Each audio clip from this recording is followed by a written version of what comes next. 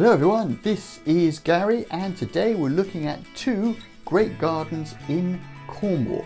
Now I know what you're going to say, there are lots of gardens in Cornwall and you are right, yes there are.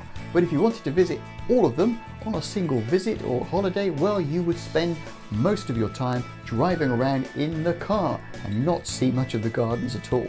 So what I've done in this video is identified two of the great gardens in Cornwall that are quite close together, sufficiently close you can make them the subject of a visit, not in the same day, but in a short visit to Cornwall or on a short holiday, and you can easily get to both of them.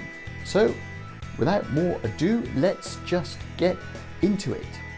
Okay, so the first of the two gardens, the great gardens in Cornwall that I want to cover in this video is the Lost Gardens of Heligan. Now it's located near Mevagissey, which is well worth a visit in its own right.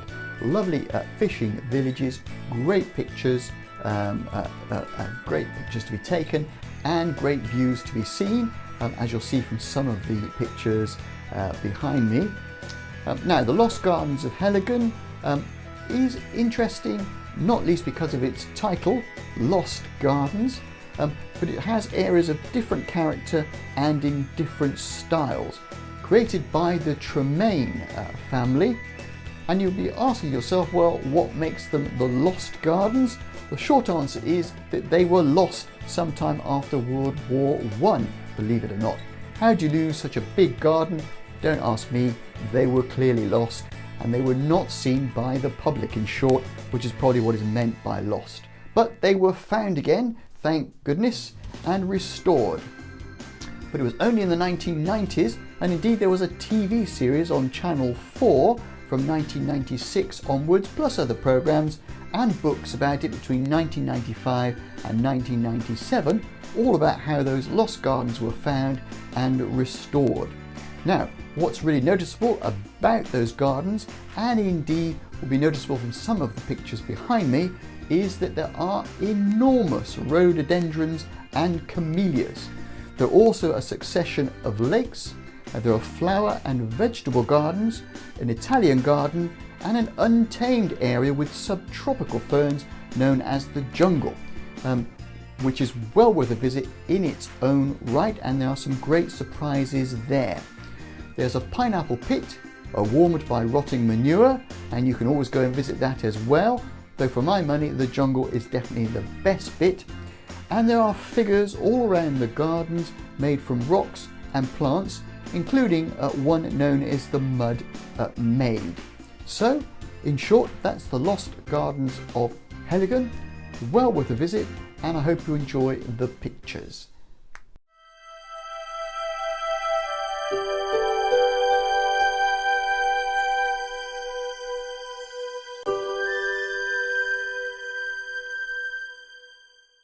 Okay, so the next garden we want to look at is Trelissick Gardens.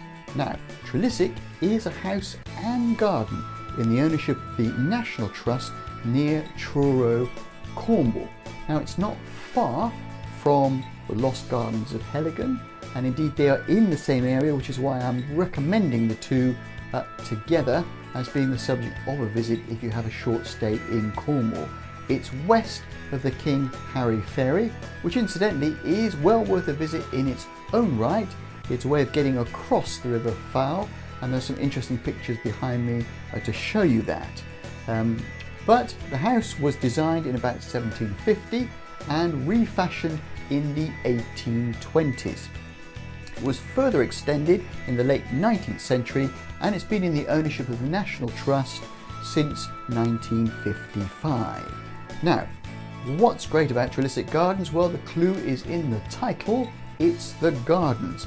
Now, a feature of the gardens are the rhododendrons, which are enormous and they are really quite striking, along with the azaleas.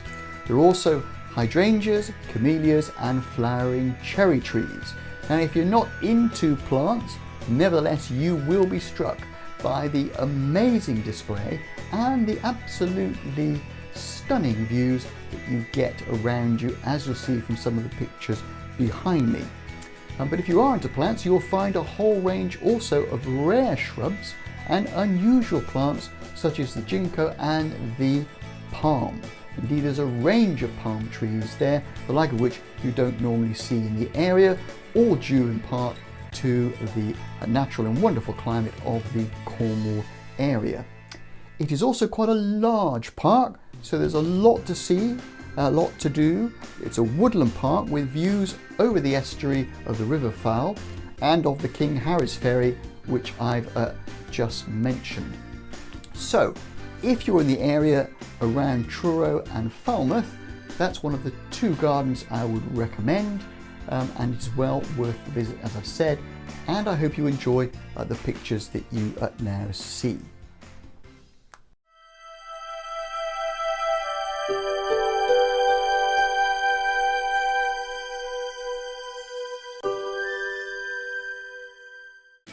Okay, so that was a quick visit around the 2 gardens in Cornwall, 2 of the great gardens in Cornwall.